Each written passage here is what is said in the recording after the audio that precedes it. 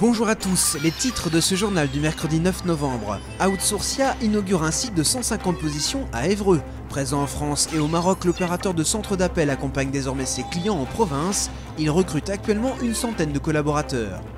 Pourquoi enseigner le patrimoine? C'est la question que se sont posées notamment des professionnels du tourisme, de l'enseignement et des architectes ce mercredi à l'hôtel de région de Haute-Normandie. Cette conférence a duré toute la journée. Jusqu'au 8 janvier se tient l'exposition d'art contemporain La Sculpture et autour de Jean-Michel Sanéjouan. Proposée par MAM Galerie hors les murs à Rouen, l'exposition montre le travail de l'artiste des années 60 à aujourd'hui et propose une réflexion sur l'occupation de l'espace, la simplification de l'œuvre et le concept de sculpture-peinture.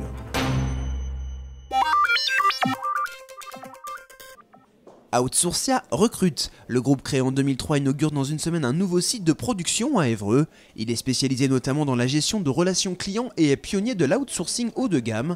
Autrement dit, Outsourcia exécute des tâches pour le compte de plusieurs clients de renom. Entre réception d'appels et back-office, le centre propose des métiers finalement mal connus. Je sais qu'ils n'ont pas une très bonne presse parce qu'on a l'impression que le travail est très dur et très contraignant. Vous pouvez venir visiter nos plateaux, interroger les personnes qui travaillent chez nous et leur poser la question. Et vous verrez qu'avec quelques aménagements et une bonne ambiance de travail, on arrive à faire très correctement son travail, y prendre goût et avoir envie surtout d'y faire carrière. Chez Outsourcia, Nicolas fait partie des managers. Il est l'un des premiers recrutés sur le site d'Évreux. Sa profession est loin d'être routinière. Recrutement des candidats, donc entretien, ensuite formation, et puis accompagnement des supports métiers sur le plateau pour permettre à chacun des agents de s'épanouir et puis surtout de satisfaire toujours le client qui nous confie ses appels. On a des engagements en matière de qualité de service, par exemple traiter 90% des appels qui nous arrivent. Quelques bureaux séparent Nicolas de Lydie, tout juste recrutée il y a 2 mois. Elle a d'abord signé un contrat à durée déterminée. Je suis arrivée en tant que dans la production prise de commande en fin de compte. Puis ayant bien fait mon travail à ce niveau-là, on m'a formée tout de suite au suivi, au service après-vente. À présent, je suis polyvalente sur tous les fronts et je viens de signer la semaine dernière mon CDI. Donc j'en suis ravie et donc comme quoi vraiment si on est persévérant, on signe son CDI sans aucun problème chez Outsourcia. 60 collaborateurs viennent d'être recrutés en l'espace de 2 mois. L'entreprise cherche encore des collaborateurs. Pour postuler, n'hésitez pas à envoyer votre candidature par mail à recrutement@outsourcia.com. Au premier semestre 2012, les locaux devraient accueillir plus d'une centaine de personnes. Des perturbations sont à prévoir sur le réseau ferré pendant ce week-end du 11 novembre. La SNCF procède au remplacement d'un pont-rail situé entre Rouen et Maromme. 36 heures de travaux sont prévues, 50 agents sont mobilisés. Le trafic sera complètement interrompu entre Rouen et Maromme du vendredi 11 à 23 h au dimanche 13 novembre à 12 h. Des autocars sont prévus. Plus d'infos au 0825 000 276 ou sur internet www.sncf.com. Les pêcheurs de coquilles Saint-Jacques sont en colère. Depuis le 3 octobre dernier, une zone de pêche a été interdite entre Harfleur et Le Havre à cause d'une bactérie présente dans les eaux. Seulement voilà, un arrêté préfectoral autorise un marailleur de Caen à pêcher à cet endroit car il disposerait des moyens nécessaires pour décontaminer la coquille. Les pêcheurs ne comprennent pas cette disposition, ils souhaitent pouvoir eux aussi travailler dans cette zone. Affaire à suivre.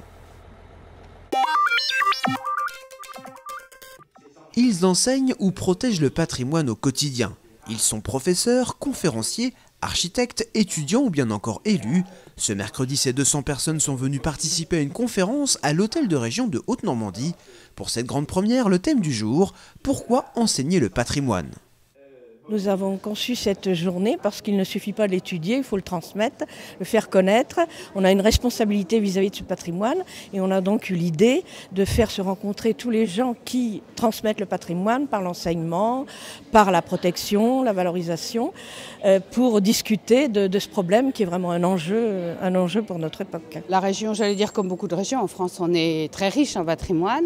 On est à Rouen extrêmement riche en patrimoine monumental puisqu'on est la première ville de France à avoir un ratio population-monument qui est le plus élevé, mais on est aussi très riche dans cette région en patrimoine industriel, avec beaucoup de valorisation du patrimoine industriel, mais aussi encore beaucoup de choses à faire, et ça sera d'ailleurs une des thématiques de cet après-midi. Le fruit de cette journée d'études devrait faire l'objet d'une publication pour une large diffusion. À 77 ans, Jean-Michel Sanoujouan est considéré depuis les années 60 comme la première réponse européenne au pop art américain.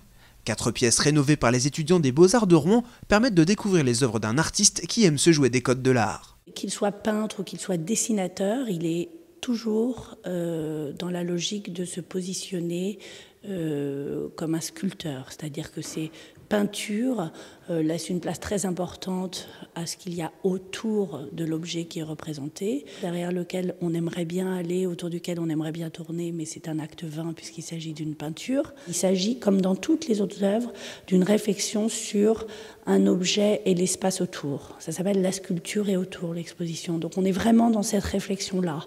Cette réflexion est poussée jusqu'à l'encadrement des œuvres. Pour que le travail de l'artiste prenne toute sa dimension, il a fallu innover. On a cherché à créer un cadre qui était un non-cadre, donc essayer de faire disparaître au maximum l'encadrement, ce qui s'est avéré très difficile en fait. Et après de multiples prototypes, en fait, on a fini par créer un caisson lumineux qui a permis de créer un fort relief sur son travail, ce qui s'est avéré adéquat pour ses dessins. L'exposition est ouverte au public les jeudis, vendredis et samedis après-midi de 14h à 19h, le dimanche de 10h à 13h et tous les jours sur rendez-vous.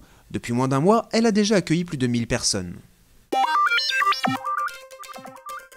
Le calme est revenu sur la Transat Jacques Vabre. Depuis le départ, les équipages ont dû affronter 3 grosses dépressions avec des vents froids et des mers croisées. Ces tempêtes ont eu raison de 13 duos de marins. 22 bateaux sont encore en lice. Anclas IMOCA, Hugo Boss et Virbac Paprec s'échappent via une route nord-ouest quand leurs concurrents sont englués dans une bulle anticyclonique plus au sud. En multi 50 et classe 40, Actual et Aquarelle.com sont en tête.